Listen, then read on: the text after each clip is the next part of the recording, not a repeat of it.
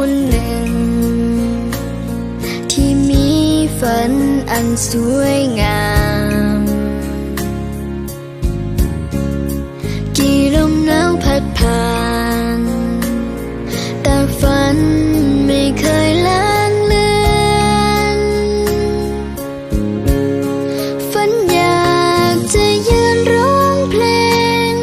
เป็นนักร้องดังให้ดังก้องฟ้า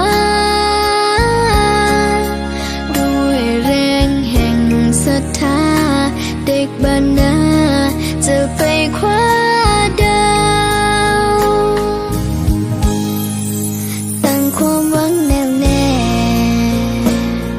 ด้วยใจที่มั่นคงพรสวรรค์นำส่งจะไม่ประกวดร้องเพลงขับกล่อมคนผู้ฟังให้ดังขึ้นฟ้าขับกล่อมเทวดาขับกล่อมข้าวในนา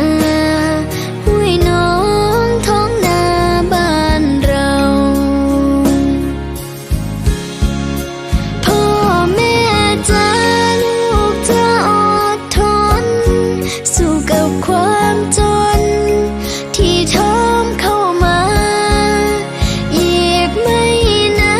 นหรอกนะแม่จ้าหนูสัญญาจะทำให้ได้นะพ่อนะไม่ต้องเป็นห่วงนะแม่นะ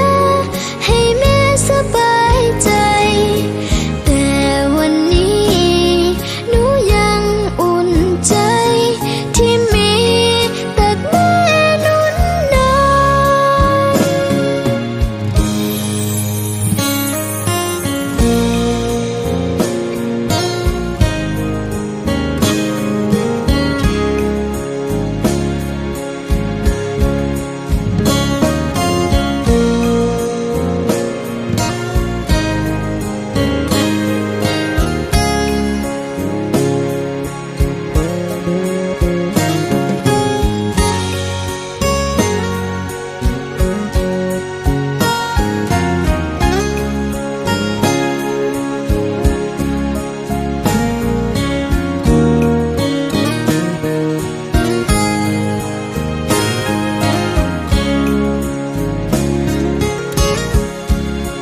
พ่อ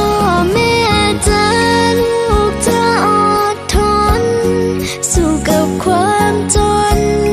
ที่โถมเข้ามาอีกไม่นานหรอกนะแม่จ้าหนูสัญญ